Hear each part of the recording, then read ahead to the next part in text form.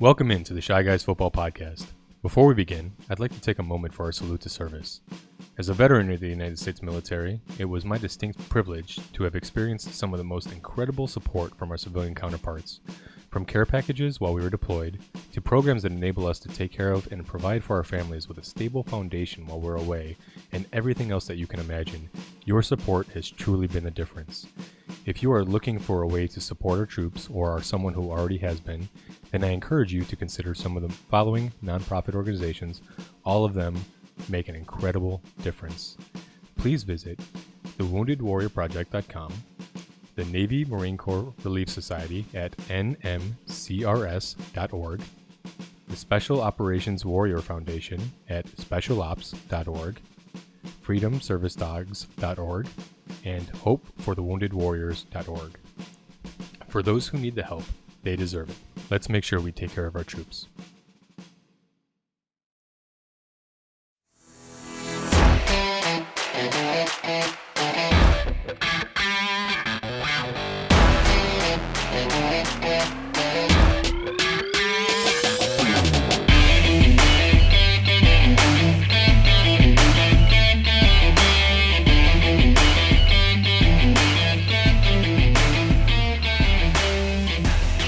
Hello, football fandom. Welcome to the ChiGuys Football Podcast, your weekly source for fantasy football news and advice. I'm Donnie Mack, and with me, as always, is Anthony Lukasic. Hey, how's it going, everybody? And we're joined again this week by Peanuts. Hi. Thanks for coming into the studio this week.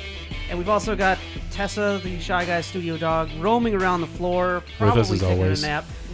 We have been crushing some caffeinated beverages tonight because it's very late on Wednesday. When we are coming to you recording this, it's almost Thursday. It'll be Thursday by the time we're done recording this. That's true. That's how Yes. late it is. We've got another great show for you. Our usual segments, everything you need to know going into week 10. Week 10 already.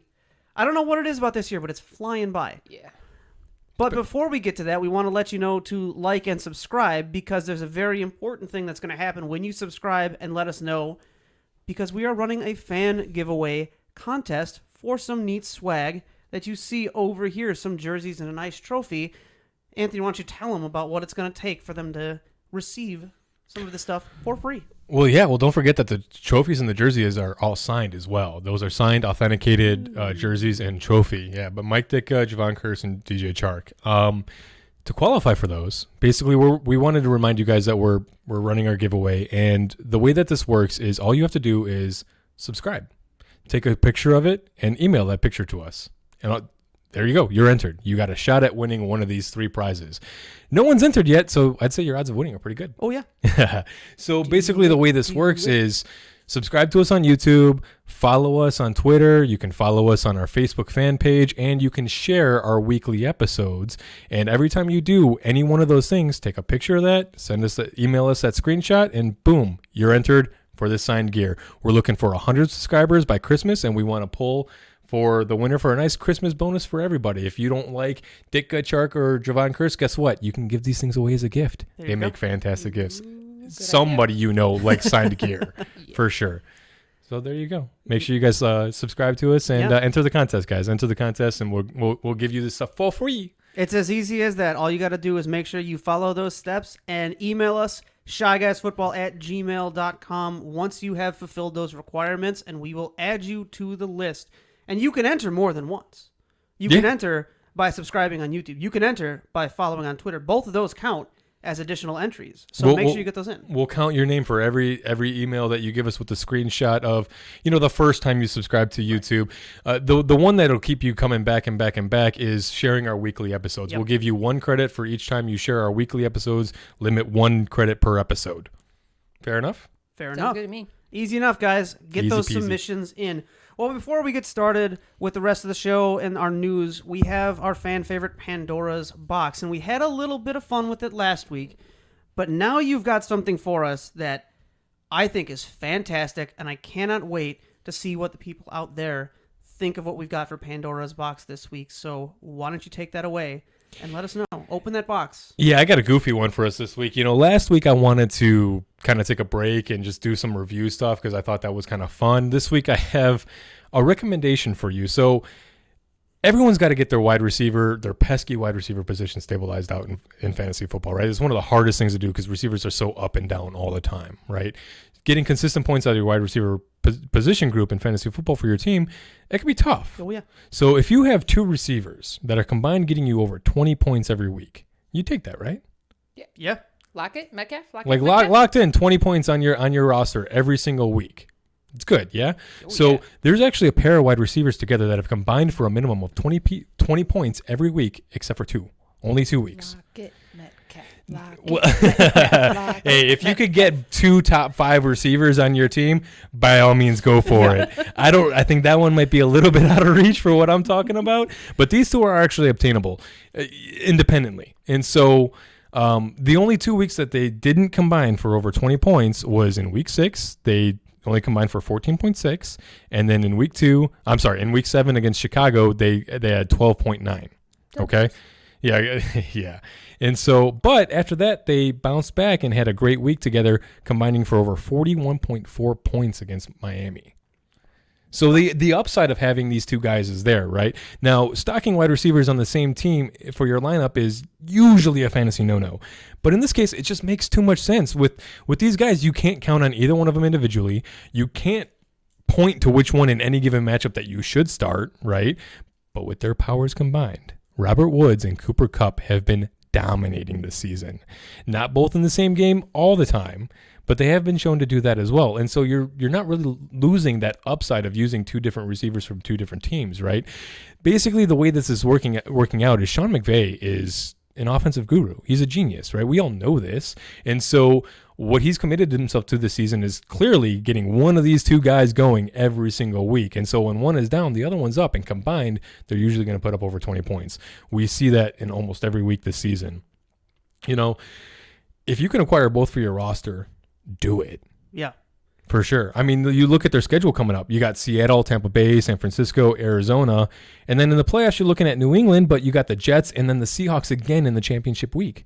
I mean, this is a soft schedule coming up for the rest of the season. You got a couple of blips in there, but altogether, I mean, starting these 2 guys out for the rest of the season, it could give you the consistency you need to put you over the top, not only get you into the playoffs, but carry you deep into the playoffs. Those guaranteed points, man, that's a golden ticket. I think that's when we were looking over the stats, one of the things I found interesting was when one of them is having a more of a down week, the other one is having the up week. And that's what I was saying about McVay. He's going to get at least one of these 2 guys going every single week. The question is just who's this going to be. So if you're a guy with Cooper Kupp on your roster, you can't necessarily start them every week, and you don't know necessarily when you can and can't, right? But if you got both, then you can start them both the entire way through the rest of the season, and you're going to be golden no matter what happens. Yeah, well, I think there we go. That is some incredible advice. I know I'm going to be trying to take that advice into action with my teams.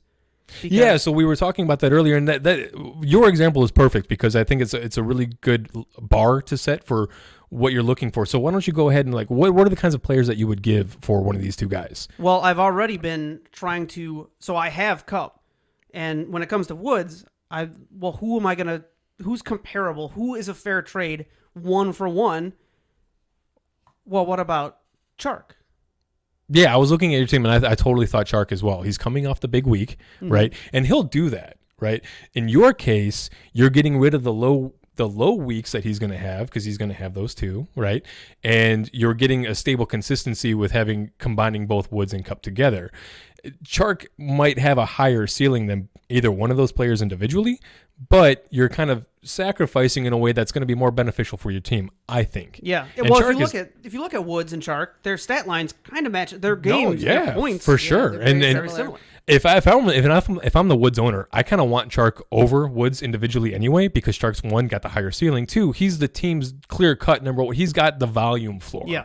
Now he doesn't have the quarterback play or the offensive system, right? Especially with Jake Luton at quarterback, and we don't really know what's going on with Minshew, but Chark's still got the volume floor, so individually that might even be a better independent play. I think it benefits both teams. Yeah, so absolutely. You can look at that kind of stuff and try to get rid of an unsure asset for a Kupp or a Woods, and boom, there you go. Yeah. Good for everybody. All right. Well, that'll do it for our Pandora's box. Take that advice as you will. Hopefully it will blow up as big as we expect it to. Hopefully not in your face. No. Hopefully on the scoreboard where we want to see it. those big points coming in combined for the two of them. We move on now to our news, notes, and injuries coming off of Week 9. And leading us off, we have Kyle Allen having an ankle and knee on the IR. Head, shoulders, knees, and toes. He is done for the season. That'll leave Alex Smith as the starter. Did you guys see his ankle? No, I didn't get a look at it. I Does missed it. Make you go? Yeah, I mean, I saw Dax. Yeah, Not as bad as Dax. Dak was very broke his foot obviously- off Yeah. Off.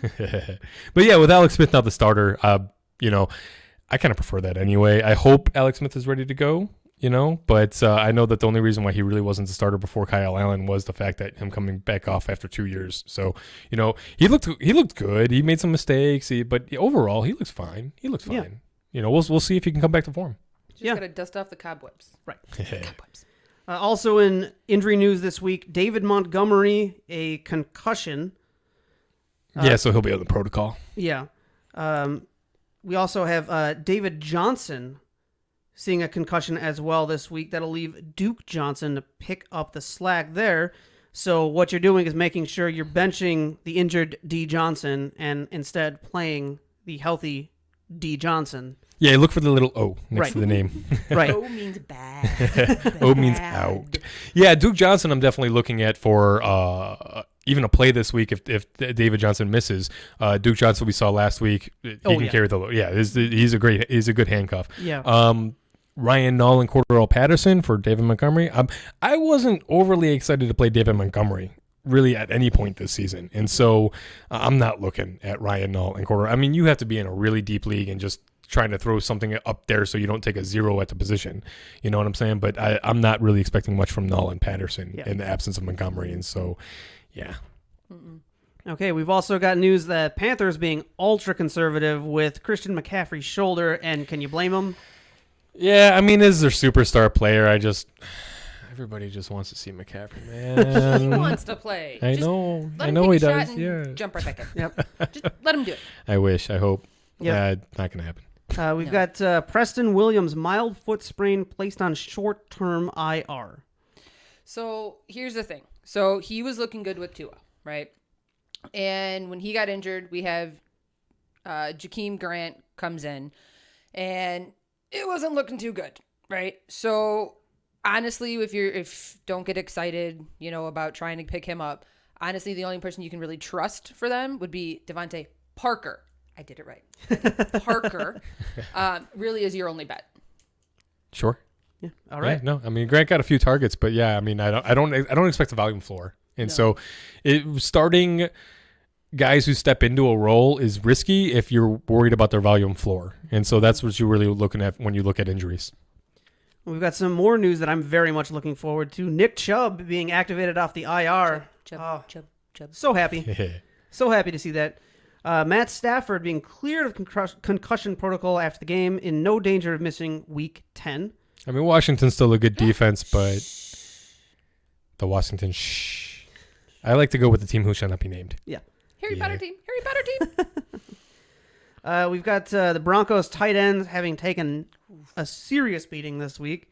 Noah Fant aggravating his high ankle sprain and will miss some time. We've also got Albert O, and I'm not going to pronounce that. Somebody try it. I'm not going to try it. Confirmed ACL tear, done for the year. Yeah, I don't really have any replacements for these guys. I mean, Albert O was my replacement if Fant went down, because O has been getting some targets over there, and they brought him in because he's got the familiarity with Locke.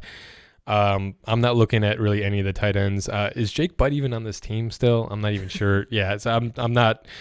Tim Patrick, Jerry Jeudy, KJ Hamler. Maybe. Yeah. They're going to need somebody for those short field targets. KJ Hamler and Deshaun Hamilton. I'd have to look at the splits between those two to see which one I would like more. I know Deshaun Hamilton has been getting more work because Hamler's been hurt.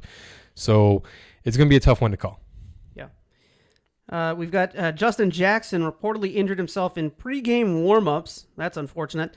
He was on the field for one play and left the game with an apparent knee injury. We are still awaiting news, and we checked that earlier today. Still nothing. Still waiting for the final update there. And then an update on Big Ben's MCL sprain and COVID status.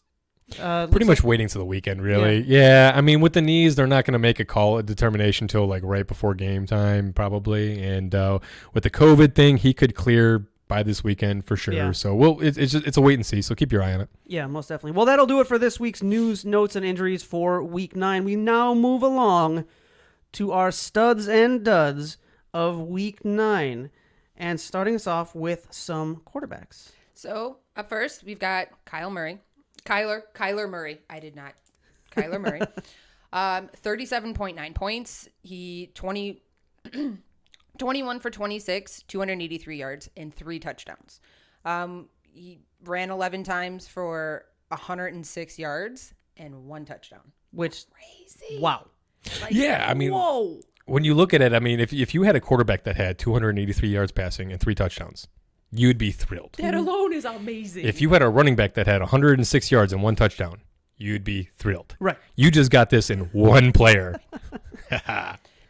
I mean, yes, he had a lost fumble, but if you look at him overall since the beginning, right, of this year, his worst game was only 23 points, which is unbelievable for a quarterback. Yeah, he's been on this list a lot this year. Yeah, considering we've seen some quarterbacks, 2 points, 4 points, 12 points.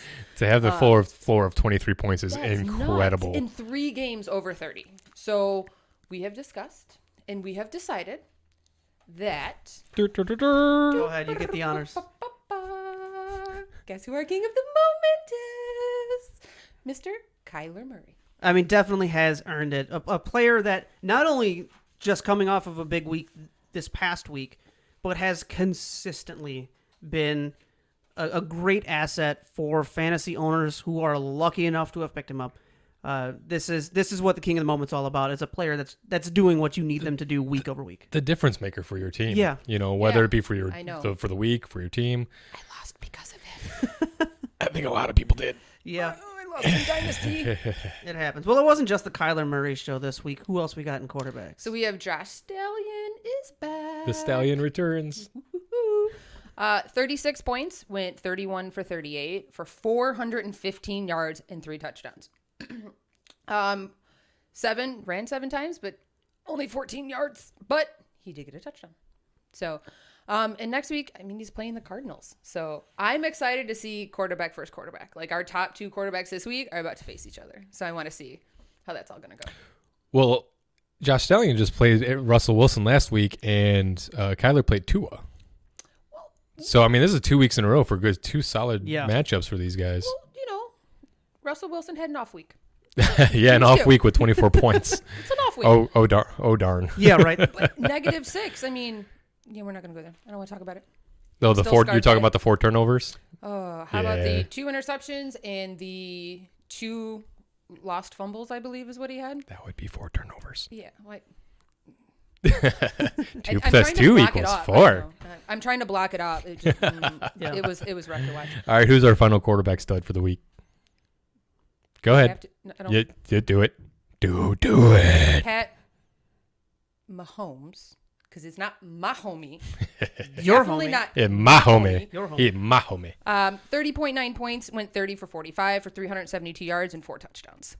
Won't be my homie this week. Nope. No. Well, he's on bye. Coming. Yeah, that's the only reason. Like, it's not like we're expecting a bad matchup next week. There's no matchup. So. In fact, I'm tempted to still start him anyway. Just in honor of the season. I mean, he's probably still. They give him a baseline of 10 points each week, don't they? Doesn't he automatically get 10 points for the week? So just for being really Mahomes? Bad. Was it 3 weeks ago when he got 12? Shut up. I'm saying Russell Wilson's never gotten 12. Can we move on, please? Oh. Yes, we can move on. That'll do it for our quarterbacks. Let's talk some running backs. All right, yeah, running Dalvin Cook again. Dalvin Cook.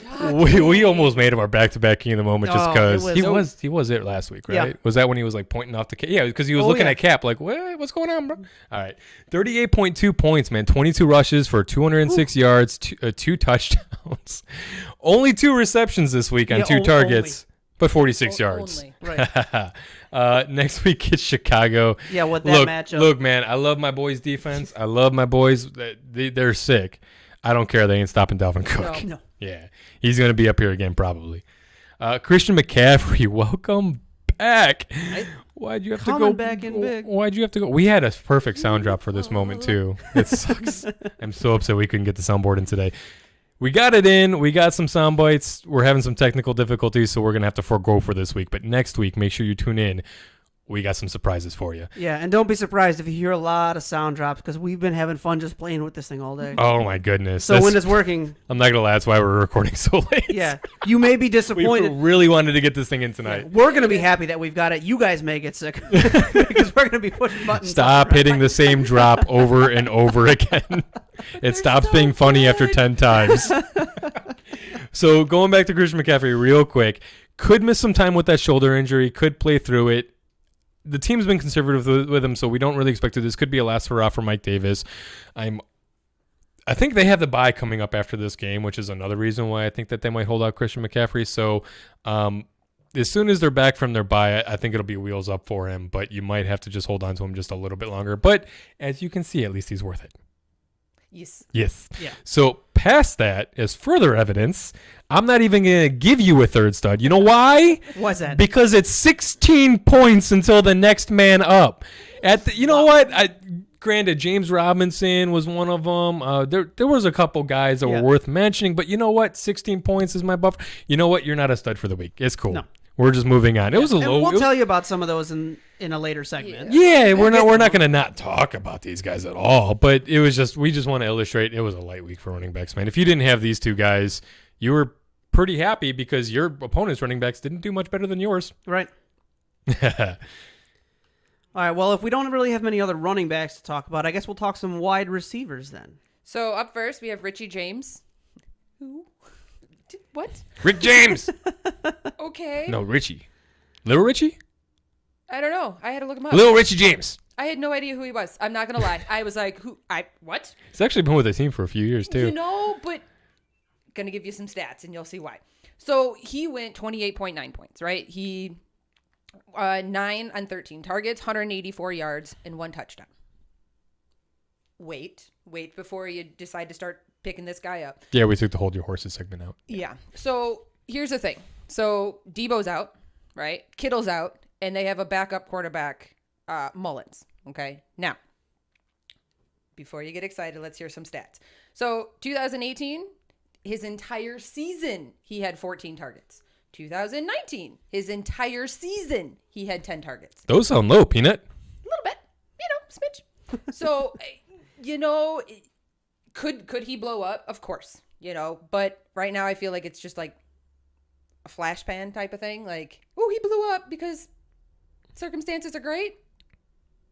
Don't get excited. Yeah, this doesn't feel like a Travis Fulgham making super hyper athletic plays and just being a monster and just going full ham out there. This seems like a scenario where it was just, in fantasy football we look for talent, we look for opportunity. Mm-hmm. Sometimes talent can win out, and just Alvin Kamara, especially in his rookie season, was a perfect example of that.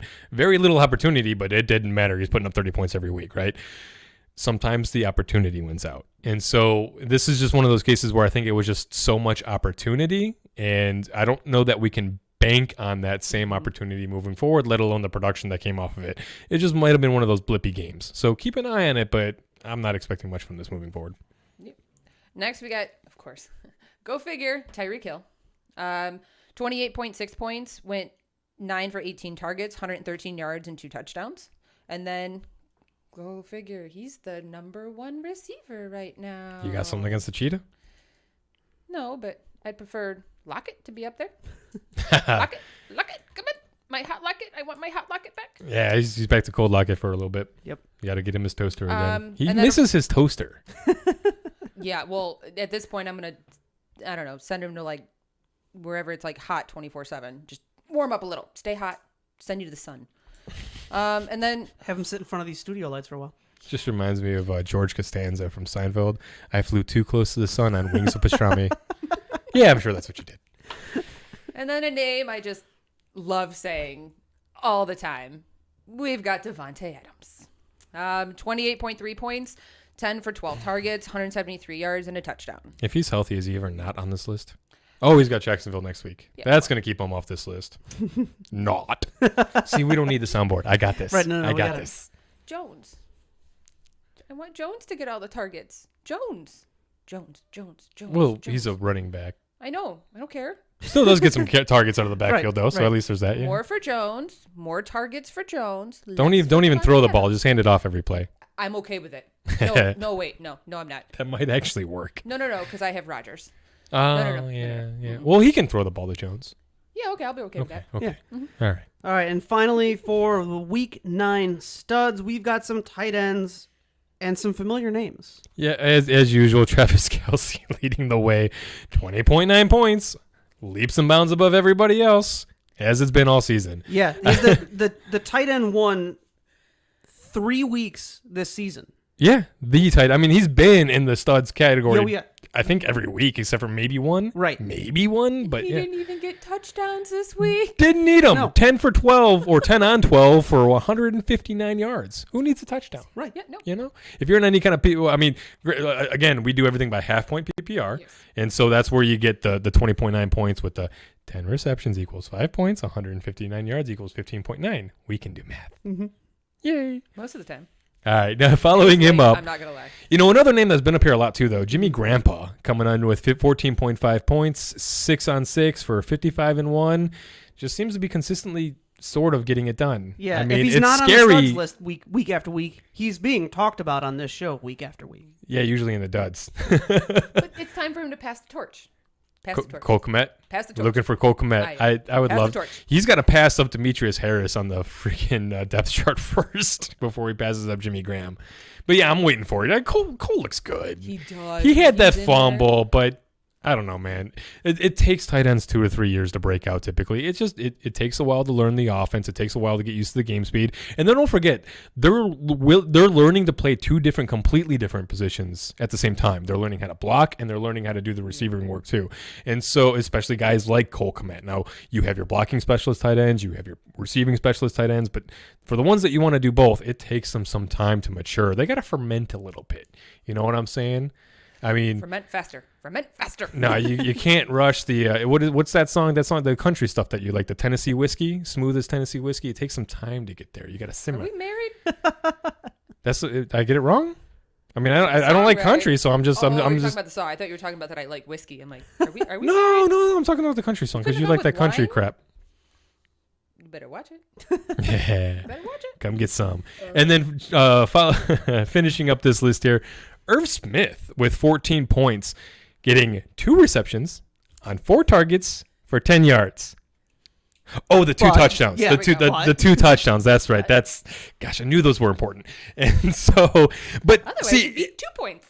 Here's the thing. This is not as blippy as it sounds, though, because with Irv Smith, this has actually been kind of in the works for a while, for a few weeks now. People have been telling you, keep your eyes on Irv Smith. We haven't, because honestly, Minnesota's kind of a train wreck, and you can't really bank on them week in, week out. I don't want to recommend this guy because I don't believe in the offense yet, but the talent is there with this guy. And so if you want to pick him up and kind of stash him for now, especially if you're in a kind of deeper league, like I was looking at him in our Dynasty League, look, he's a talented guy. They don't really have a third wide receiving option, right? Like that slot receiver that everybody has. They have Thielen, they have Jefferson, right? Kyle Rudolph and Irv Smith, and they've actually been using Irv Smith in the slot for a while now, and that's why people have been saying, hey, keep your eye on this guy. They're actually trying to get this guy involved in the offense. Here's the thing. This offense runs through Dalvin Cook. The tight ends are great on the field if you want to run the ball, right? So you know he's going to be getting on the field. And the play-action pass, there you go. I mean, he's got all the opportunity he's going to need, even though the volume numbers are low. This is kind of one of those where what you see doesn't necessarily match what the numbers say, right? This is one of those scenarios where Dalvin Cook is going to be running a lot. This play action pass is going to be huge for this offense. This offensive line can't block. The more tight ends they can have in the field, the better. You know what I'm saying? So It's just kind of like a perfect storm type of thing where it's like Curtis Samuel, where he could have that surprise production where the numbers wouldn't necessarily predict it. Fair enough? Fair enough. All right. All right, well, that'll do it for the Week 9 studs. But the counter to all the studs, we have to have some duds. It's just the way this works. You got the top of the list, you got the bottom of the list, and I like talking about the poopers. I think this stuff's fun. It is fun, especially here, because this is a fun name to talk about when it's having a down week. In our leading off our quarterback duds, Tom Brady, 5.4. Saints. 5.4 March points over Brady. versus New Oh, Orleans. when the Saints march over Brady. And when they march over Brady, they cause 3 interceptions. I mean, still had some okay yardage. 22 completions on 38 attempts for 209 yards. I mean, he's been good for hire. Three interceptions. The 3 interceptions were really. You hate Brady so much. I hate him. I'm sorry. Probably the number one. Nope. Never have. I'm sorry. So what were you saying about the 3 interceptions? Yeah, that's the New Orleans defense causing those 3 interceptions to Tom Brady, marching all over him. All over him. We're gonna. Yeah, it was a rough game. Carolina's been tough on quarterbacks too, but Brady should be fine. Yeah. He should bounce. He's been looking solid. Man. Count this as just one of those things. We've seen this over and over and over. It happened to Kelsey. It happens. Everybody poops down. Right. Everybody poops. Yep. Saints. I read a book about that once. We should get that for the baby. I don't think we have that one. All right, moving on. So the second quarterback on our list, we have Phillip Rivers, 8.1 points versus Baltimore, going 25 of 43 for 227 yards and an interception, going up against Tennessee next week. Could maybe get away with a stream, maybe. But yeah, no, I was looking at that. I was looking at Phillip Rivers to stream against Tennessee. I don't think he was on our list because did he make our list? Here, let me tell you. We'll tell you in a minute. No, he is not on our streamer list, so he did not make the cut. Look, Tennessee's got a solid defense. You saw what they did. Foles put up over 20 points, which was another reason why I was really tempted to put Phillip Rivers up here. But it's Phillip Rivers, dude. Do you really want to trust this guy? Let's be serious here. No, I don't want to. And it is a pretty good defense. I mean, you didn't want to trust Foles either, but at the same, let's just move away from him. Yeah. You know?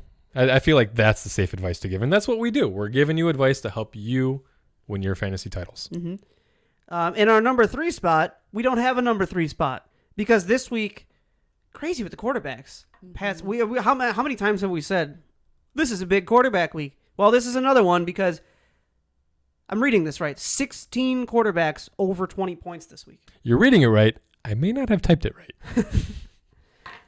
Well, either way.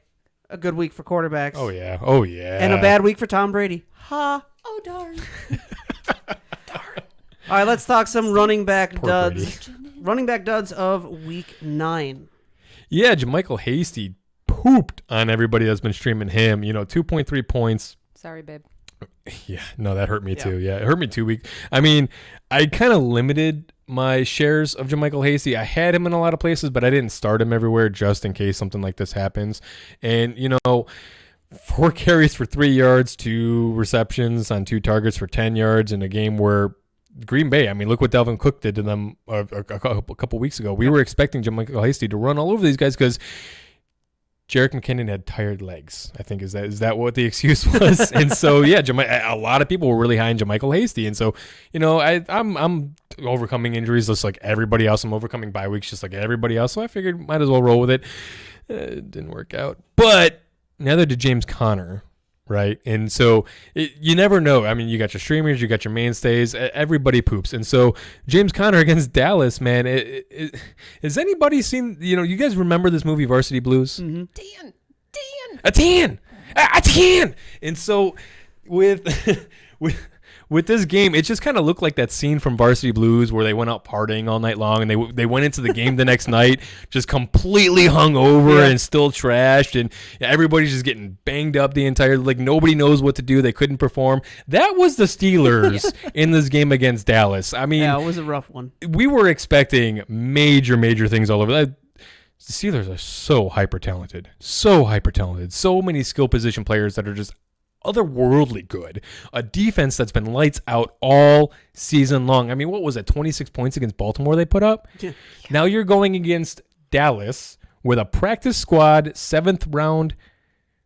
I think Gilbert was a 7th round, right? I think I might be. No, I'm thinking 6th round in Luton is what I'm thinking. But Gilbert, I think, was from the American Alliance of American Football League. That's where he came from. And so, but you figure this is a guy with very little NFL experience. You got a team that's got no offensive line. You got they can't run the ball. You got a defense that's giving up everything This is just going to be a nightmare for them. No, they darn near won this game. Yeah. I'm talking about Dallas. Yeah, Pittsburgh had to come back in this one, and so they looked like they were unprepared. They looked like they had just been up. You know what? As Dallas, we don't need to prepare tomorrow.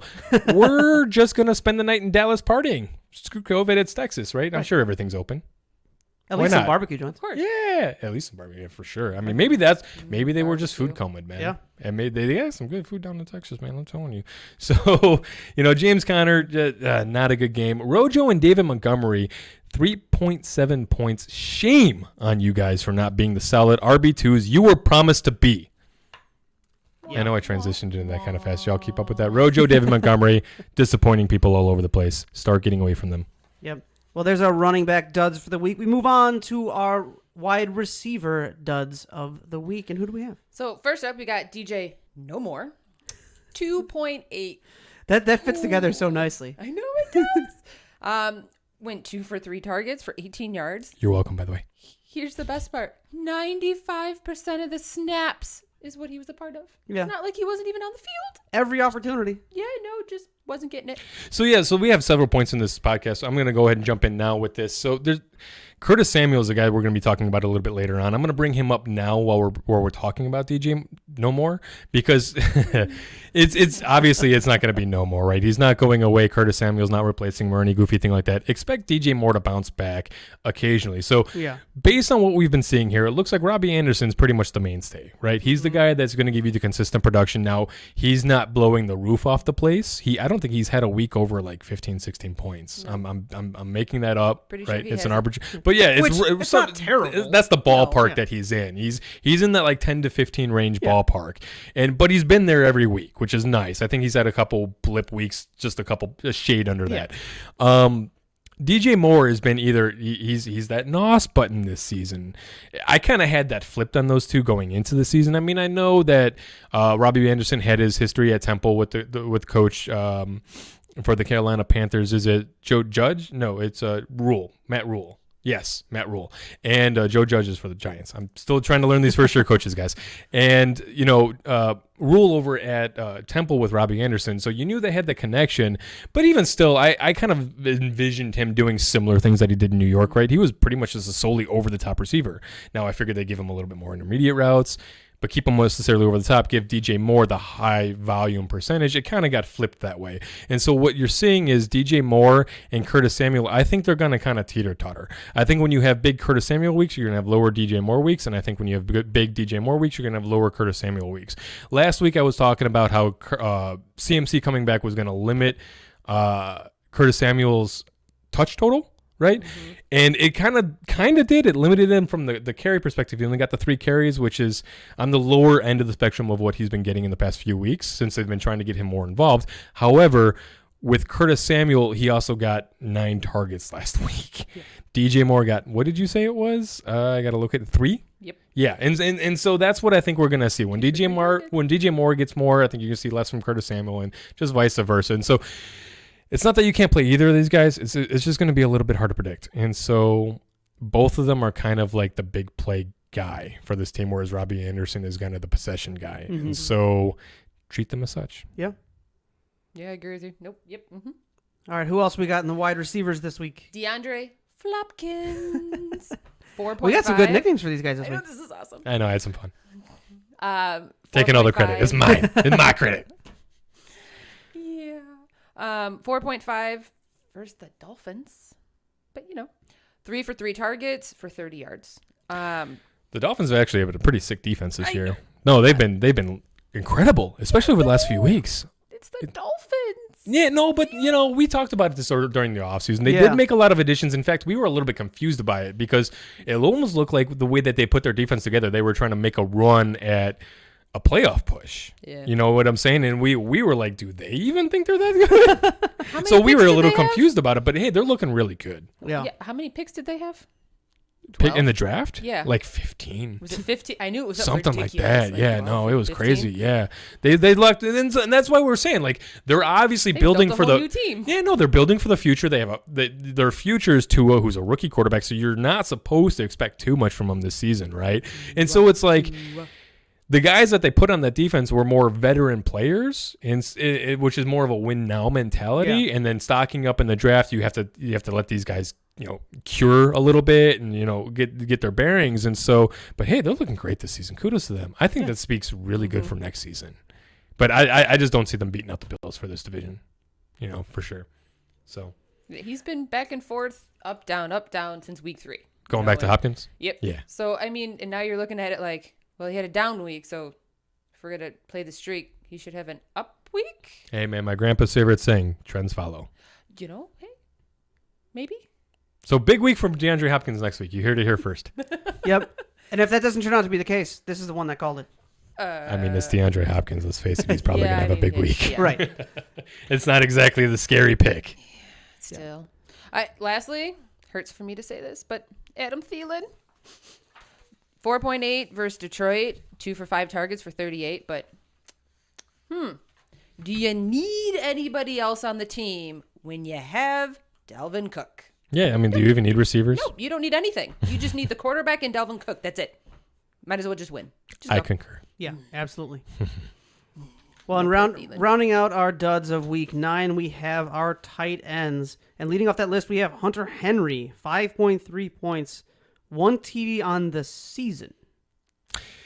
Yeah, he's been here more often than we would like, and at this point, it's like, can you even really trust Hunter Henry as a streamer with only the 1 TD? I mean, tight ends. It's either they get a touchdown or they're virtually useless, unless your name is Travis Kelce.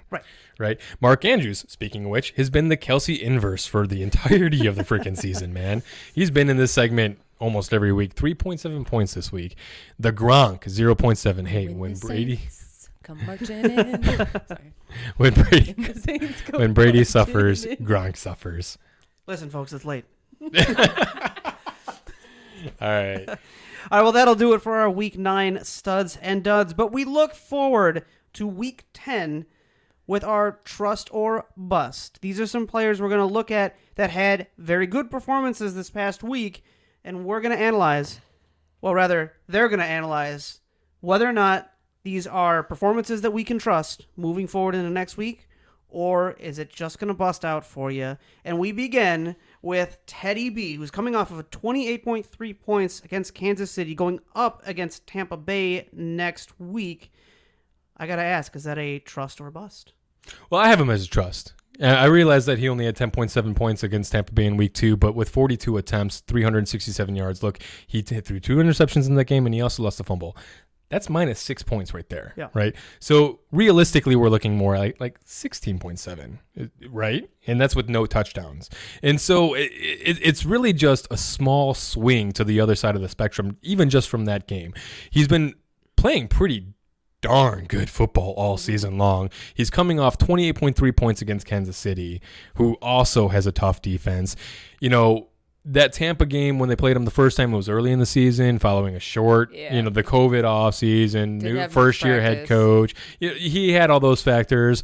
I'm not willing to say that that's what we should expect. I think the truth is somewhere in between what he did last week in Kansas City and what he did in week 2. And so, I put him in that kind of like 16 to 24, anywhere in that range. And that's streamable. Yeah. That's very streamable. I really hope he does good against... Never mind, I won't do it again. I mean, it's Tampa Bay. I really hope he just slaughters them. You like the Panthers this week, huh? I like anybody that's not Tampa Bay. That's fair. All right, next up on our list. So does Tampa Bay.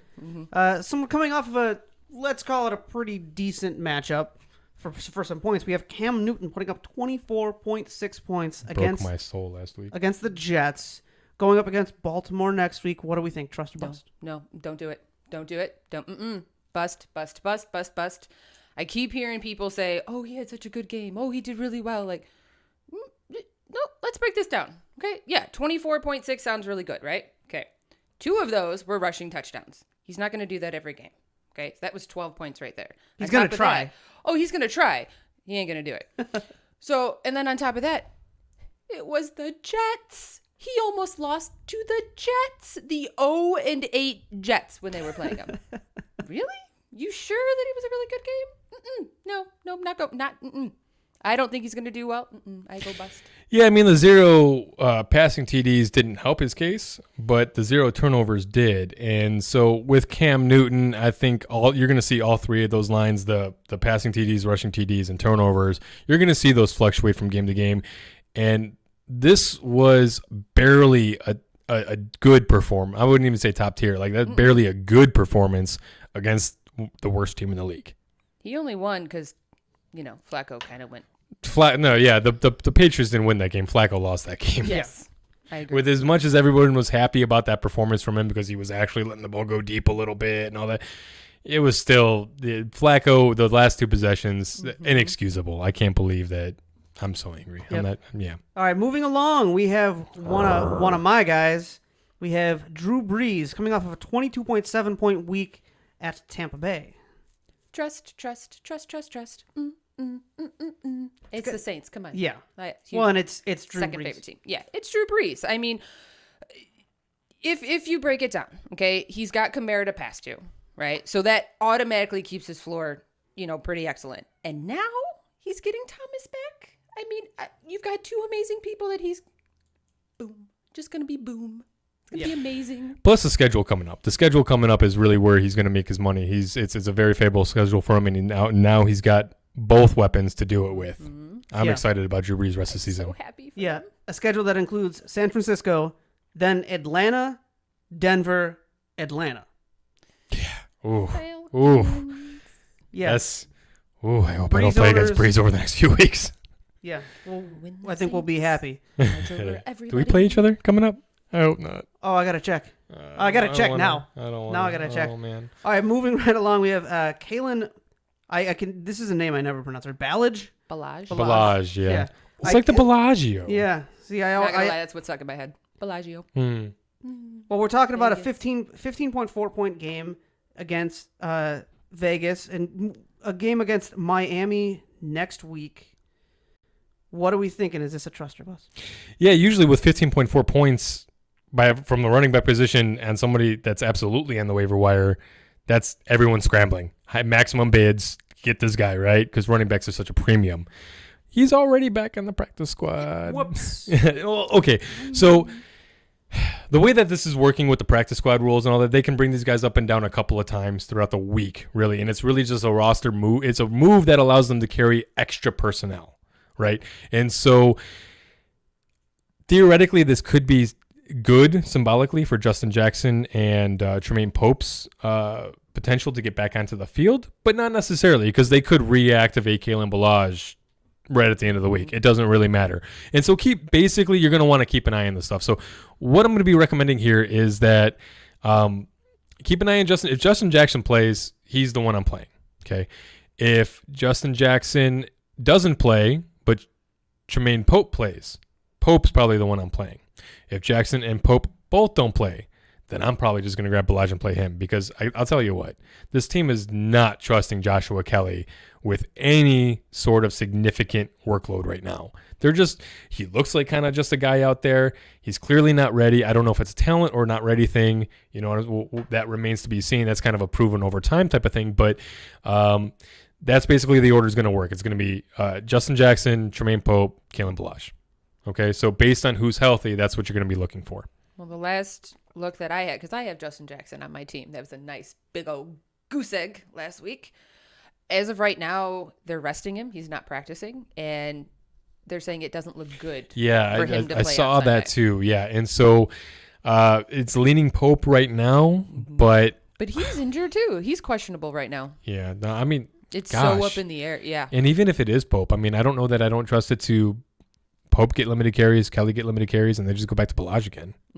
Keep an eye. Yeah, this is something. You just have to. I think the answer is going to lie on if they promote him again, go grab him. Hopefully, if your league, if you have a fab system, what we set up our league for is open waivers on game days, and so that would be perfect. You could just go ahead and scoop them up for free. Hopefully, thinking about it. Yeah, you might want to get him early too. If your team's hurting and you really you need that fallback spot, get him early, for sure. All right. Next up, coming off of a 14.2 point week against Washington, we have Wayne Gallman. What do we think? Trust or bust? Ooh. So when it comes to Gallman, the first thing you got to look at is Freeman, right? So is Freeman playing? Is Freeman not playing? Right now, he's questionable. I'm in the debate myself. I have Freeman, right? So I'm keeping an eye on it. If Freeman is out, I would say ride the streak. Gallman's been doing really well, okay? If Freeman is playing, I would say if you have Gallman, pick better option. Just saying. Because when the two of them are playing, it really is a toss-up from what I've been seeing. Freeman usually has been seeing more action than Gallman when they're both healthy. Keep an eye on Freeman. Yeah, but it's a small sample size. Yeah. Yeah. And so we need more data, and it's just scary if Freeman comes back, and I don't want to trust either one of them for sure. Yeah. I mean, if you have to. If you have to, you do what you got to do. Yeah, you know what I mean? But I wouldn't just lock Gallman in and say, "Oh, I'm good." No. You got to keep an eye on it. Good call. Good call. All right. Well, how about Curtis Samuel coming off a 22.3-point week at Kansas City? Yeah. So I was wrong last week, and everybody poops. Well, I do actually feel better about myself now, so thank you. Yeah. 14.3 points in week 7 against New Orleans, 19.4 in week 8 against Atlanta, and then 22.3 points this last week against KC.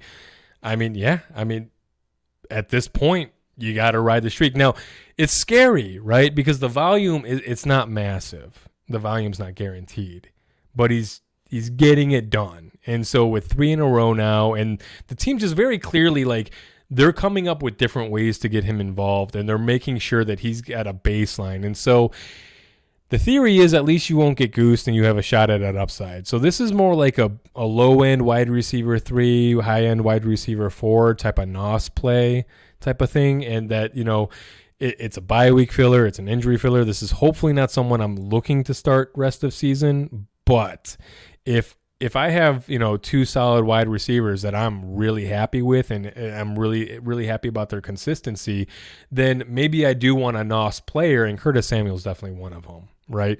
And right now, I mean, Mike Evans isn't really producing. Marquise Hollywood Brown isn't really producing.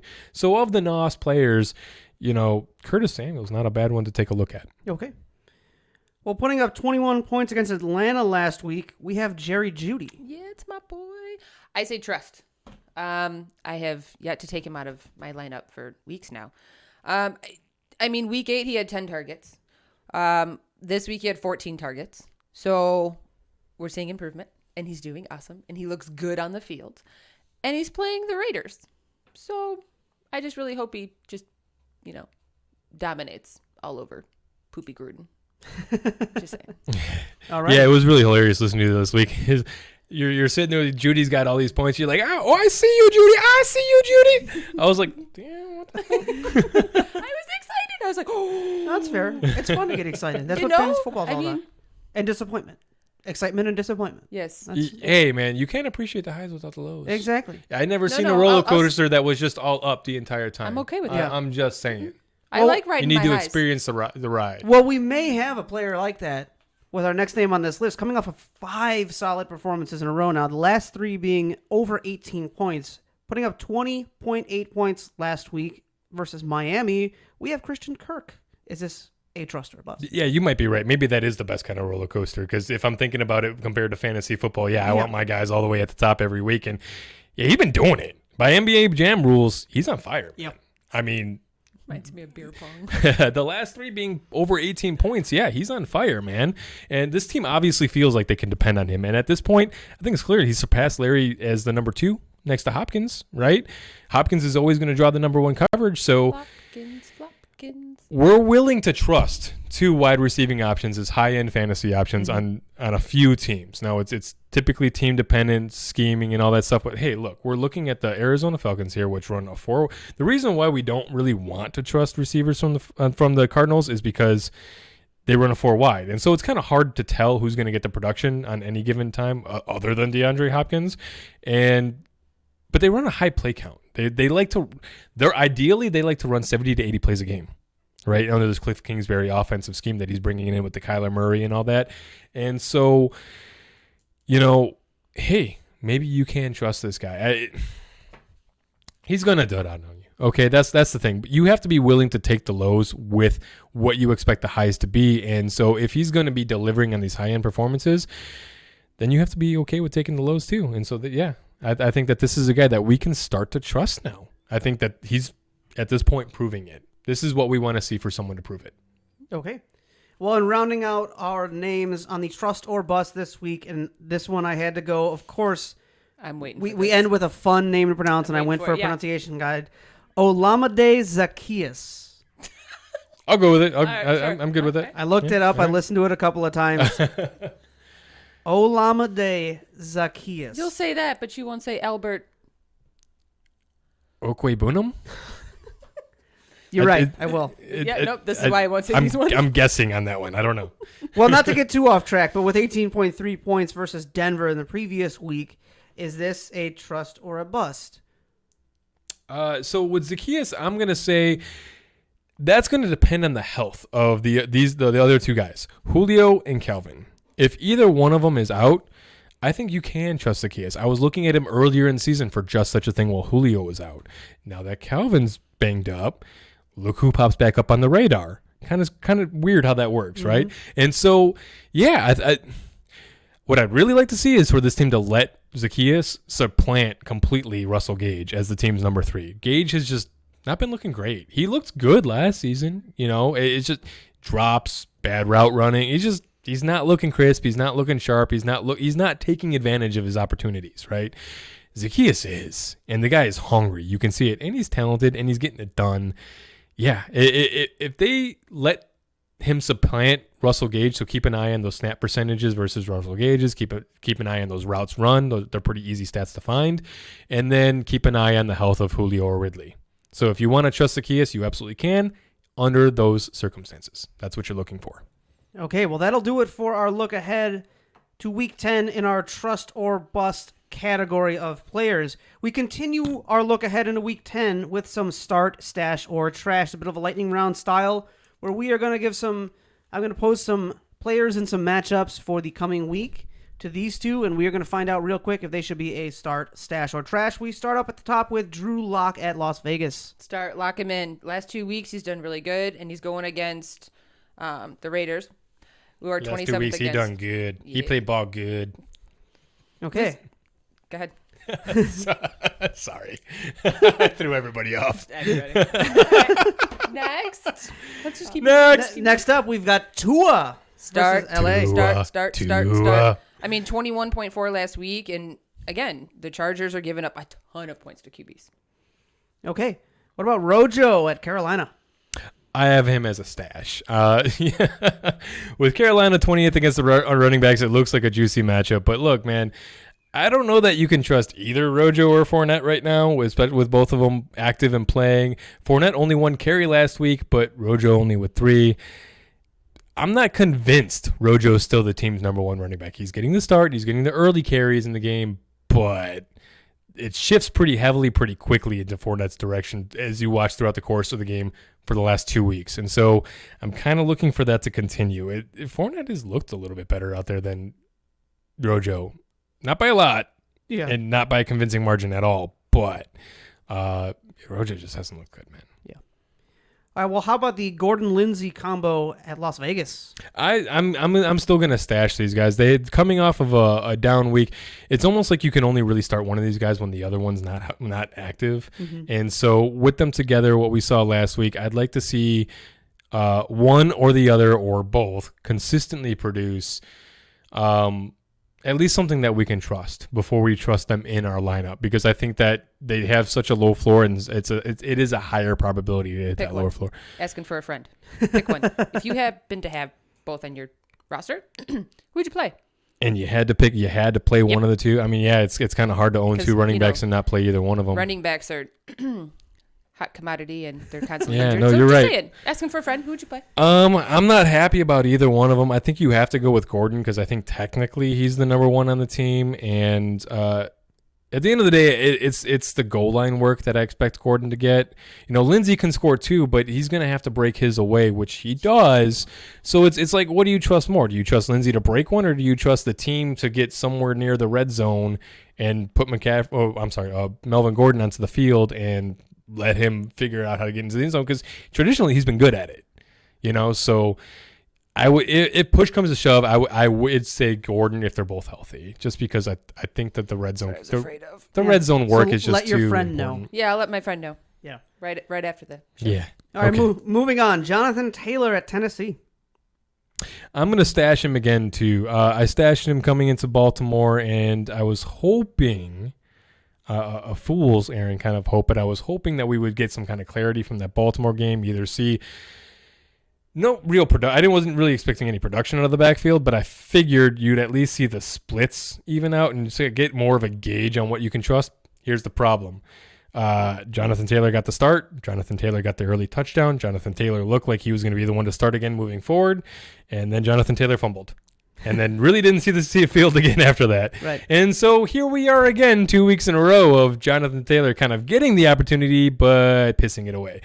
And so, look, I don't think that Jordan Wilkins is – this is the real question. And analysts are split almost on it. Is Jordan Wilkins the guy that we need to be looking at, or is Jonathan Taylor going to continue to get chances?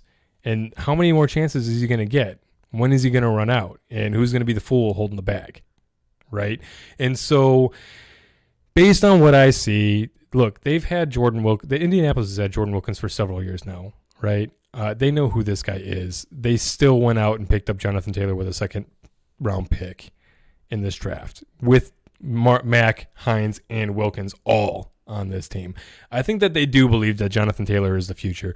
I think that we are seeing the results of a COVID offseason impact these players. I was hoping to see them start to hit by now, talking about Fresh Prince of Bel-Air and J.K. Dobbins as well. It's not really happening for any of these guys, but I still believe in the talent. Okay, I mean, look at the running backs, what they usually do in the rookie seasons coming in. Kamara, Barkley, one after another. I'm not buying that the three big running backs from this class are just all busts. You know what I'm saying? And so I'm preaching patience with Jonathan Taylor. Let him stabilize out, and then once he does, then you can they have a great schedule coming up. And so if he does get rolling at any time during that, have at it. Enjoy it. Enjoy the rest of the season. Once it hits, you'll breathe a sigh of relief. Okay. Next up, traveling to New Orleans this week, Jermichael Hasty. No, trash him. 2.3 last week, 8.6 the week before, and he's coming up on a bye. Get rid of him. Tevin Coleman's coming back. Raheem Mostert's coming back. Yeah, Coleman. Oh, I'm just saying. Yeah, Coleman, he does so well. All right. How about DeAndre Swift going up against Washington? Harry Potter team. Stash him. 10.2 last week at Minnesota, and he's got Carolina and Houston coming up next. Hold on to him. Just don't play him yet. Okay.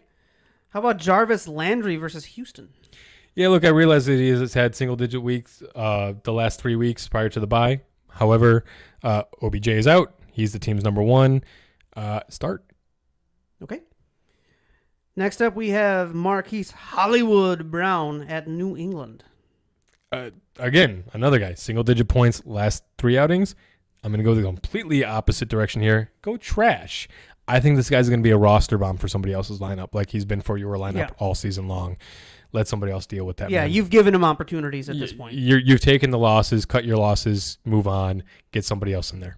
Okay. Try to trade him for like a Travis Fulgham or something. Yeah. You might be able to pull something like that out. Okay. What do we think about Keelan Cole at Green Bay? Less than 2 points, last 2 outings. I'm going to go trash. Okay. Hunter Henry coming up against Miami. Trash. 1 touchdown this season? Yeah, it's disappointing to see that. Had enough chances. All right, well, how about this one then? Trey Burton at Tennessee. Trey Boo-Boo. I say start. Trey Boo-Boo. Yeah, Trey Boo-Boo. Jack Doyle's expected to miss. You know? So, I mean, hey, go Trey Boo. Go Trey Boo-Boo. Go Trey Boo. I don't think we're allowed to root for him. I just love the name. After the disappointing time in Chicago, I don't think we're allowed to root for him. It's so fun to say Trey Boo Boo. All right, well, that'll do it for our start, stash, or trash. Hopefully a name you wanted to hear on that list was spoken of. If you have any questions about players coming into the weeks ahead and you want to know if you should start them, stash them, or trash them, please make sure to reach out to us on Twitter, Facebook, YouTube, or Gmail, and we will add it to the show and answer your questions. Now we have to move on to our deep diver waiver wire targets. We get late in the week. Man, we had a good drop for this one too. Yeah. Next week. Next week we'll get Hopefully. it. We'll start us off with some quarterback streaming options. There's a few matchups here that may work out for you if you are streaming some quarterbacks this week, or if you're in a 2 QB league and you're trying to fill some buys, or your second quarterback just isn't that great. We've got Jared Goff versus Seattle this week. King Goffrey. Yep. We also have Nick Foles versus Minnesota. Yeah. But hey, man, if you're in a pinch, you're in a pinch. Right. Yeah, we're not. They don't call them streamers for nothing. Yeah, exactly. When you're streaming a quarterback, you're taking bottom of the barrel. What is hopefully going to be a good matchup. With David Montgomery out too, I think that they're going to have to lean on the passing game, man. I'm not counting on Ryan Nall and Cordero Patterson to get the groundwork done. It's Nagy. You trusting anything? I'm trusting the ball to be in the air. What happens after that is anybody's guess. Well, you'll find out soon in Hometown Corner. Yeah. And the last name we have for you, we have Alex Smith at Detroit, because Detroit. Yeah, and with him getting the start, he's obviously probably going to be on the waiver. Mm-hmm. Yeah. Waiver wire. So you need to pick someone up. Waiver? Waiver wire? Wait, what did I say? I'm so. What time is it? The Wirever. Let's just move on, It's please. on the Wirever. Next. Running back. Waiver wire. Let's talk some running backs, and I mean, not a lot of options this point in the season, as we alluded to earlier. Yeah, you got some running backs for us, Peanut? I do. Okay, so I've actually used him. So J.D. McKissick, okay, from Washington. With Keenan Allen being hurt and Alex Smith, like we were just talking about, getting his start. I mean, he had 14 targets, which is awesome. 12.7 points. I mean, again, if you're in a pinch, he is a running back, but at the same time, he's almost treated like a receiver. So those targets for us, again, we have a PPR. Half point PPR, sorry. Those targets really start to add up. So I would definitely go with him. Also, if I could just add one thing onto that. Sure. With J.D. McKissick, the thing about it is keep in mind for your format. Now, the advice that we give you is always league dependent, it's team dependent, it's situation dependent. Okay, not all of the advice we give is going to be universal. Most of it's not, right? And so J.D. McKissick is a good player to point out because in some league formats, like we play on the Sleeper app, right? NFL.com, Yahoo Leagues, ESPN Leagues, whatever your platform is. A lot of times, J.D. McKissick is listed as either a running back and a receiver. So you can actually play him in either position. Or. Exactly. So if you're a team that's short on running backs or a team that's short on receivers, playing a running back in a receiver spot. Oh, it's great. Yeah, right. That's what I'm saying. And so keep an eye out for things like that. Take advantage where you can. And, hey, it's not cheating if the same rules for everybody. There you go. Sorry, I didn't mean to interrupt. Go ahead. Please continue. And then next we've got Duke Johnson, but only if David Johnson is out. So, right, DJ for DJ. Or D Johnson for D Johnson. Good luck getting that right. Yeah. Just look for the O. O means ouchie. Ouchie, out. Ouch. Yes, that's exactly what that means. Ouchie. Yeah, ouchie. By the way, same with the David Montgomery. I'm not interested in Ryan Nall at all. No, I think we've probably already said that 5 times by now. All right, really not interested in Ryan Nall. Who's that now? Ryan? Sure? No. Ryan, no. Okay. Ryan, no. Not all the way? You sure? Okay. Nah. All right, moving on. Before the show runs for 4 hours. I know. Let's talk some wide receiver, deep diver, waiver wire targets. This one's me, right? Is this me? Okay, this one's me. John Brown against Arizona, finally looking healthy, 11 targets last week. Hey, man, Josh Allen wasn't doing well when John Brown wasn't doing well. John Brown does well. Josh Allen does well. I'm just going to ride that. Why not? Let's go with it. Let's keep going with John Brown because I want Josh Allen to keep doing well. Nelson Aguilar bounced back with 12.5 on his whole 2 catches. But hey, you know what? He's got Denver, KC, Atlanta, and the Jets all coming up. Roll with Nelson Aguilar. Why not? He was pretty much a streamer, one of those ads a couple weeks ago, and we told you to hold off on him for that Cleveland game. Yeah, he's back, man. He's getting the points, so he's the deep threat, and they're very clearly bent on going deep. Alan Lazard coming back from IR, keep an eye out for him. This was a guy that I was really huge on at the beginning of the season. So high, in fact, that mofos from our league started adding this dude 2 weeks ago so I wouldn't get him back. Thanks, guys. Appreciate ya. Can I flick him off? No, is that not? All right, I didn't do it. Fine. And then lastly, to take a look for Michael Pittman. Michael Pittman is starting to become the target leader over in Indianapolis. They need somebody to step up in the receiving game. Look, Zach Pascal, not exactly exciting. T.Y. Hilton, I've trashed for years. They need somebody to step up. They drafted Pittman to do it. We've been talking about Pittman since before he got hurt. Before the season started, he got hurt. Hey, he's stepping up, and even as a rookie, he's starting to get involved. So, yeah, keep an eye out for Pittman. You don't have to add him right now, but he should be on your radar. Okay. Well, rounding out our deep diver waiver wire targets, we have some tight end streamers for you. Give us some streamers, Donnie. This week, you want to be on the lookout because maybe after coming off of that appendix surgery and coming off of a bye week, someone may have dropped him. Austin Hooper will be back this coming week. So keep an eye out, check those wires, see if someone got rid of him. Again, the OBJ injury, he's going to be huge. Yeah. We also have Jordan Reed is going up against New Orleans. So, again, if available, pick him up. We also talked to you earlier about Irv Smith going up against Chicago this week. Just bear in mind, if you do go for the pickup, only 2 catches for 10 yards, but 2 touchdowns. That's what you're going to expect. You're going to hope for more of that goal line production. If you're streaming a tight end, you're looking for the touchdown anyway. Why not go for the guy who obviously can have 2? Yep. So make sure you check your waiver wires. You check some of those player availabilities before we go into week 10. Try and get some of these names on your roster before the weekend starts and fill out some of those holes you may have from bye weeks and injuries going into this weekend. Next up, we want to bring to you our weekly DFS Smash Plays for those of you daily fantasy players out there trying to win some money or hopefully not lose too much. We've got some plays for you. You don't lose if you listen to me. Yeah. No, hopefully. Yeah. Uh-huh. I think so far it's been pretty good. No, we've been pretty. I mean, what's our accuracy rating on the season? Like over 80%, isn't it? It's up there. Yeah, no, we've been doing pretty good. DFS Smash Plays. So since we don't have a sound drop for you, money. It's Aaron Rodgers versus Jacksonville. The Jacksonville Jaguars. Jared Goff versus Seattle. Those are the 2 quarterbacks that I want you to take a look at this week. James Robinson against Green Bay. James Conner against Cincy.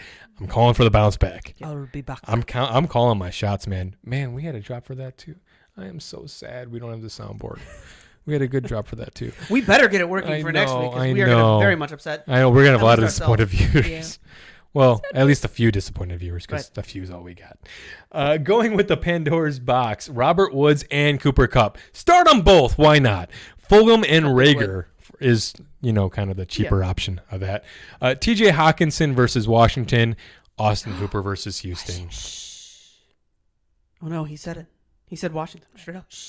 The team who should not be named. Okay? Go with Hercules. All right. All right. That was it, Don. So there you go for your DFS Smash Plays of the week. For all of you daily fantasy players out there watching this show, we would love to hear from you about some of these that have really paid off for you. I'm just curious about how much money you're wagering, how much money you're winning in this stuff, because I don't play daily fantasy, but, I mean, when people tell me they're winning a couple $100 a week, I think maybe I should start. Yeah, no, people make a living off that, for sure. Yeah. You can do it. Yeah, so if you're out there making a living or at least making some beer money, some weekend food, pizza money, we want to hear about it because I just find it completely fascinating. We're such fat kids. Yeah. You say pizza, we both go, Well, we have been working for the past 10 hours, so. That's true. Well, longer than that for me. I've been working for the past 16. Yeah. Okay, moving on. Yeah, rounding out our show for the week. Being the Shy Finish Guys, line. We're at the it's finish time. line. Let's go knock on the doors of Soldier Field with a little bit of hometown corner and our hometown Chicago Bears. Take it away. Yeah, well, I mean, hey, you can't say the writing hasn't been on the wall, seeing as, we've pretty much predicted the last 3 weeks, right? Tensions seem to be rising between Coach Nagy and Foles, and yeah, it will be interesting to see how much longer Nagy holds his ground. It seems like they're starting to butt heads here. There are whispers of him giving up play calling finally. He sounds like he's getting really close to it. It might happen as soon as this week, so we'll see. Coach Nagy has been preaching all season long. It's all about how you respond. With this 3-game loss streak, could send this team reeling. With this being the craziness of the COVID season, Nagy's big push this year is just how do you respond, right? That's what he's pushing to his players. Well, now it's on him. The question is on him. How do you respond? That's where we're at after these 3 hard losses. Now, Minnesota is a beatable team. They are also very capable of stomping down the door. Just ask Green Bay. Yeah. And, I'm curious to see how Coach Nagy's going to respond here. This is all going to be on him. However this game goes, this is literally on Nagy's shoulder and how he handles his team's prep work, scheming, and just management of the players at this point. We'll see how he does. Going into a bye, that'll give him some nice time to recuperate at least. So. It was nice. We do have Dwayne Harris now, which was nice because the punt returning. Yeah, we have somebody that's not afraid of the ball. Actually, it's returning punts. Yeah, it's fantastic, isn't it? It's amazing how much it helps when you have a punt returner actually returning the ball. See, ball doesn't have cooties. Just saying, guys. Ball does not have cooties. Well, best of luck to our hometown Chicago Bears going into Week 10 as we bring a close to the Week 9, Episode 9 of the 2020. The Bears. 2020 Episode 9 Shy Guys Football Podcast. We want to let you know to be aware of the bye weeks coming up. This week we have New York Jets, we have Kansas City, we have Dallas, and we have Atlanta all on bye. So make sure you check your rosters. Make whatever moves you need to get those guys off your lineup and into your bench so you're not ending up with 0 points in that spot. We want to thank you for watching the show. If you'd like to get in touch with us, you can reach us on YouTube. In the comment section below, we'll be able to respond and interact with you there. You can follow us on Twitter at Shy Guys Football. You can follow us on Facebook at our newly created Facebook fan page, and that's also at Shy Guys Football. And you can also email us, shyguysfootball@gmail.com. We want to take all of your questions, all of your comments, anything that you need to know to help you win your league. Look, it's Week 10. We're coming into Week 10. Time is running out. If you need to make some moves, now is the time. You cannot wait any longer. So if you've got questions, make sure you reach out to us. This is the time to make the playoff push. Yeah, exactly. This is it. We're getting down to the wire. We're here to help you. We promise. We want to help. We like it. That's why we do this. Yep. In the meantime, we wish you the best of luck on all of your waiver wire pickups, your trades going into Week 10. And we hope to see you back next week. Until then, don't forget to enter our giveaway. Subscribe. Yep. Waiting for those entries to roll in. Pixar didn't happen. Yeah, exactly. I mean. And with that, we bid you good night. See you next time. I'm going to get some sleep. Peace out.